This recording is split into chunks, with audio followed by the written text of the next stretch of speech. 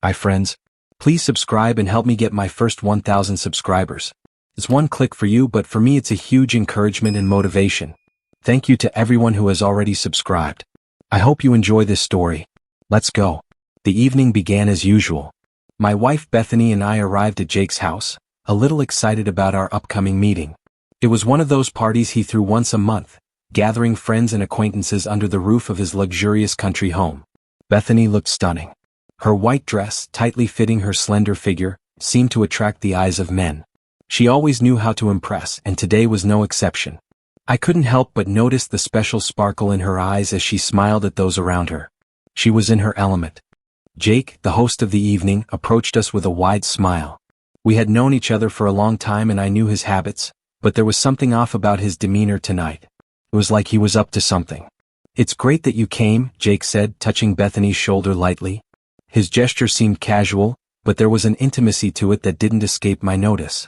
Bethany laughed softly, and her laughter echoed around the room, drawing glances from the other guests. I felt something inside me tense up. Maybe it was just my imagination, but Jake and Bethany exchanged a brief glance that struck me as odd.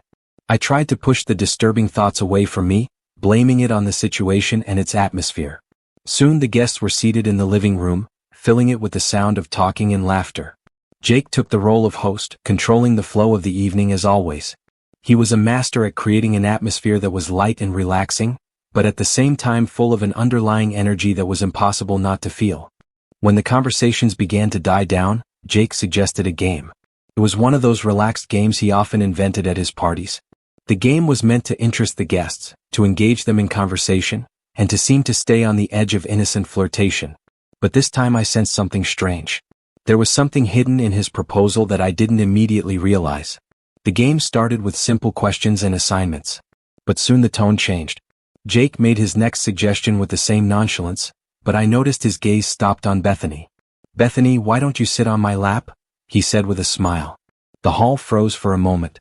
I felt something clench in my chest.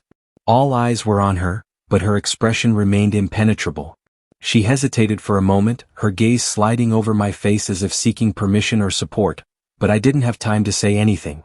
With a slight smile, she stepped forward and, as if it were the most natural thing in the world, sat on Jake's lap.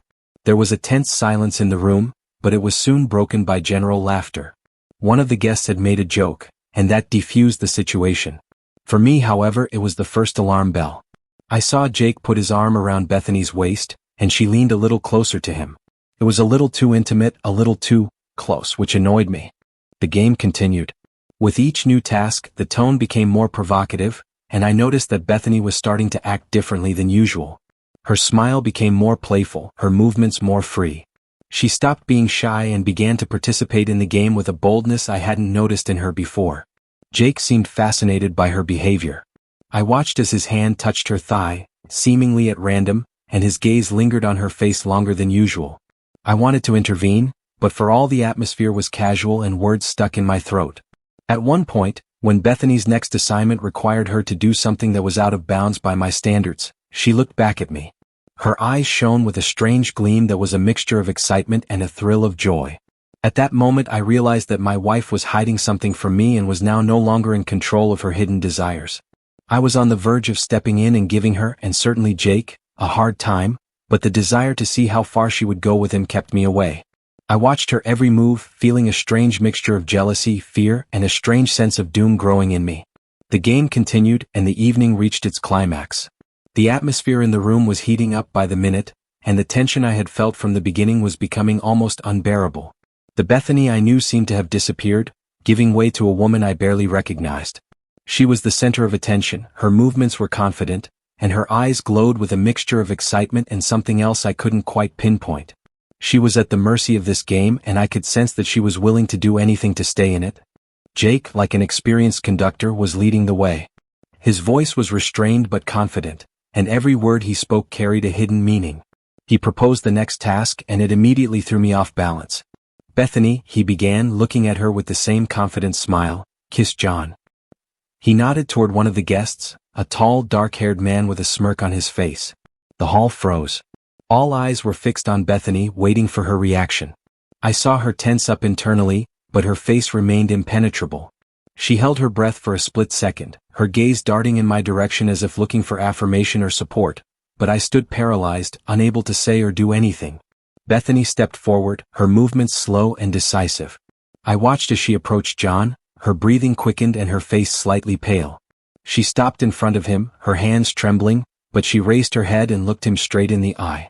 For a moment there was a sepulchral silence in the room. She leaned forward slowly and their lips made contact. The kiss was long, too long.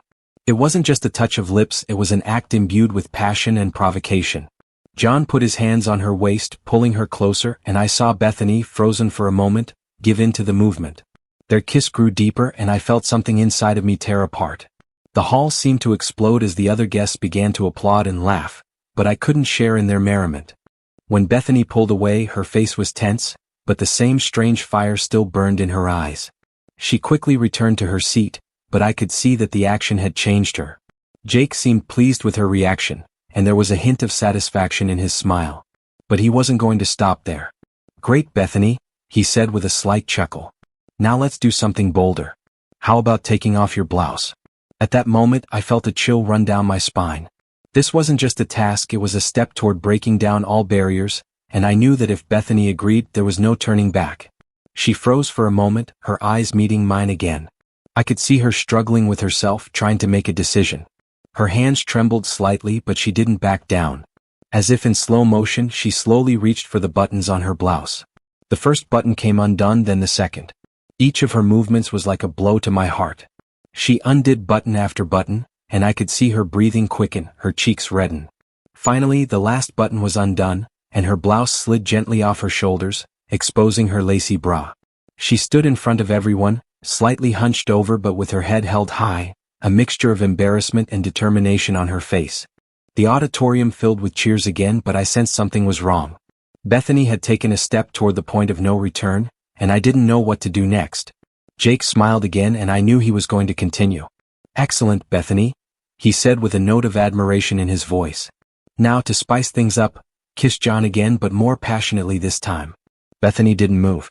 I saw her face go pale, but the same strange determination still burned in her eyes. She realized this wasn't just a game anymore. It was more than that, and she seemed ready to go all the way. She slowly approached John again.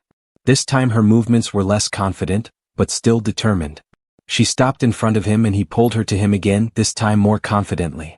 Their kiss was deep, almost rough, and I felt everything turn over inside me. When the kiss ended, Bethany returned to her seat, her face tense and her hands trembling. She'd done something she hadn't intended to do, and I knew she probably didn't fully understand why herself. But Jake seemed pleased with what she'd done. He looked at her with approval and I felt a strange connection between them. As the evening drew to a close, I could see that Bethany was still under the impression of what had happened. Her eyes were full of emotion, which she tried to hide, but I knew there was a storm raging inside her. We left Jake's house and I felt like something important had disappeared from our lives. That night was the point of no return, and I didn't know what was next for us. The party was over, but you could still feel the tension in the air from hours ago. We drove home in complete silence, and the silence was deafening. I didn't know what to say, I didn't know how to feel about what had happened. Rachel sat next to me, her face tense, her lips pressed into a thin line. I could see her hands shaking, her hands clenched into fists, trying to maintain at least a semblance of calm. When we got home, she silently got out of the car and headed into the house. I followed her, feeling the weight of what had happened weighing on me, how hard it was becoming to breathe. I wanted to talk to her, wanted to ask her how she was feeling, but the words stuck in my throat. "Bethany," I started, but she didn't turn around. She silently walked off into the bedroom, leaving me alone in the hallway. I stood there, feeling completely helpless. It was like a nightmare where you try to do something but your body doesn't listen. I walked into the bedroom and saw her sitting on the edge of the bed with her head down. Her hair was spilling over her shoulders and I couldn't see her face. There was a tense silence in the room, broken only by our breathing. "Bethany, we need to talk," I said, trying to stay calm even though I was seething inside. She lifted her head, her eyes full of tears, but she held them back, trying not to give away her feelings. Her voice was quiet, but you could hear the bitterness in it. About what happened. What I did. I didn't know what to say. It was a moment when all words seemed meaningless.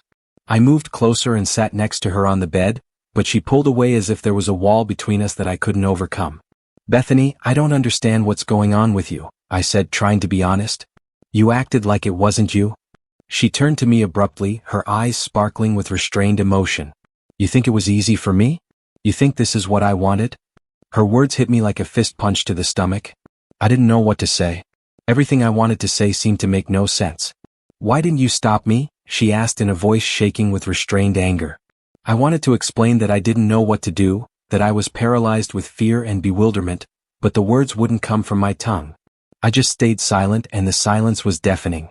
Bethany stood up and began to pace the room nervously, clenching and unclenching her fists. I could see a storm of emotions raging inside her that she couldn't put into words. Jake. She started but she couldn't finish. I knew what she wanted to say but I was afraid to hear it. Jake was the reason for all of this. He was the one who had guided her actions, who had pushed her into what had happened. Bethany, I don't know what to say, I admitted, feeling the pain building in my chest. I don't know how we can fix this. She stopped and looked at me with an expression I'd never seen on her face before. There was fear mixed with despair in her eyes. I don't know myself, she finally said quietly. But I do know one thing, I can't live like this anymore. Those words sounded like a sentence. I felt that an insurmountable wall had indeed grown between us. She went to the window and stared out into the night, as if trying to find answers to her questions in the darkness. At that moment, the door to the bedroom opened suddenly, and Jake appeared on the doorstep. His appearance was so sudden that I didn't immediately realize what was happening. He was calm and his face showed no emotion, but his eyes had the same hidden fire in them that I'd seen at the party. Jake? What are you doing here? I asked, getting out of bed. My anger was boiling inside me, but I held it back, trying to figure out what was going on. I came here to talk, he said coldly, his eyes fixed on Bethany. She turned sharply toward him, her face pale, and I saw her clench her fists. What am I supposed to talk about? Her voice was tense as a string. Jake took a step forward, his voice was quieter but there was steel in it. Bethany, you know what I'm talking about. This isn't over yet. I didn't understand what was going on, but in the back of my mind I felt like it had something to do with what happened at the party. Jake had been manipulating us all this time, but now he had come to make the final move. What do you want? I asked, trying to make my voice sound calm. Jake turned to me, his gaze full of contempt. I want what Bethany has already started. She took the first step and now she needs to finish. I felt everything inside of me turn upside down. This was an ultimatum. Jake wanted Bethany to completely bend to his will. Everything that had happened at the party was just the beginning. Bethany, he said, keeping his eyes on her, you know what you have to do. You've already started this game and now you need to finish it. Bethany stood as if paralyzed. I saw her face turn even paler and her hands trembled. She knew that if she backed down now, there would be no turning back. But I could see that she was on edge, that she didn't know what to do.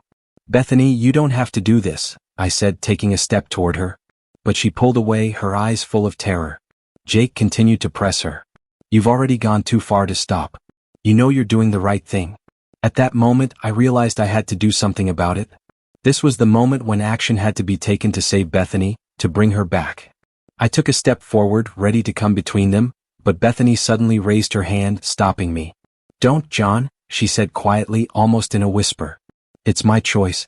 I froze, not believing my eyes. She was going to take this step on her own, she was willing to go all the way to the end. Jake stepped closer, placing his hands on her shoulders. I saw her close her eyes, trying to deal with the inner storm. Jake leaned over and whispered something in her ear, and I saw her face contort with inner pain. Suddenly she opened her eyes sharply and looked at me. There was something new in her gaze that I hadn't noticed before. It was the look of someone who had made a decision, but it was a bitter one.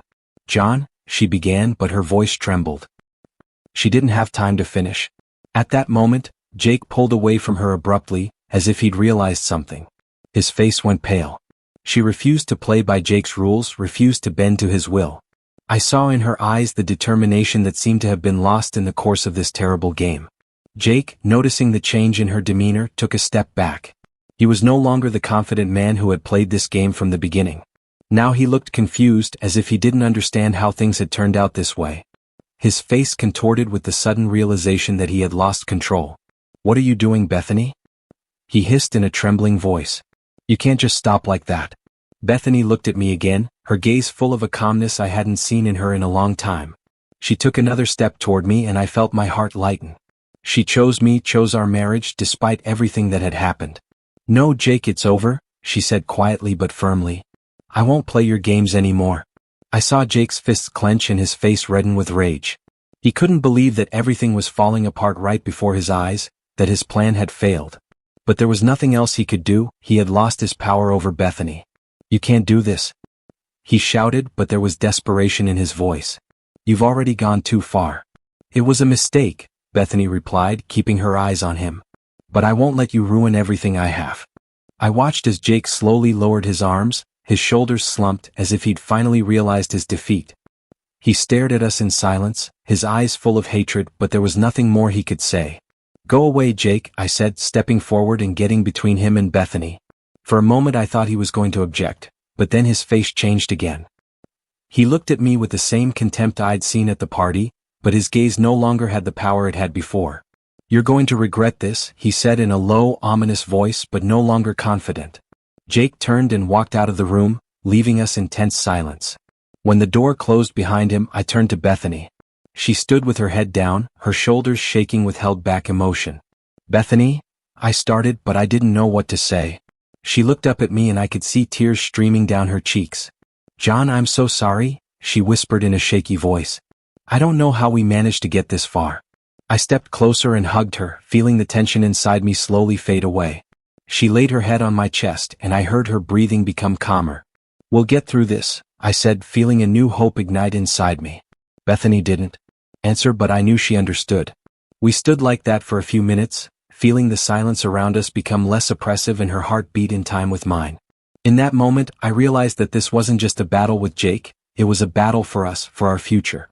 Bethany had made her choice, and I knew now that we would make it through any hardship. That night, despite everything that had happened, was the beginning of something new.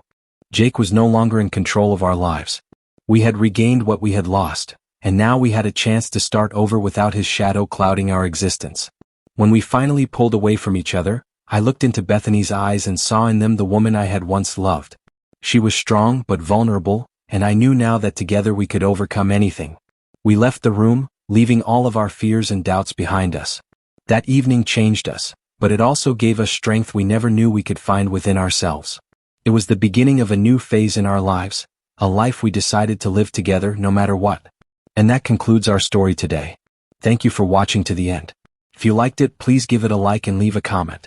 Also, we are always happy to discuss any comments you may have. See you in the next video.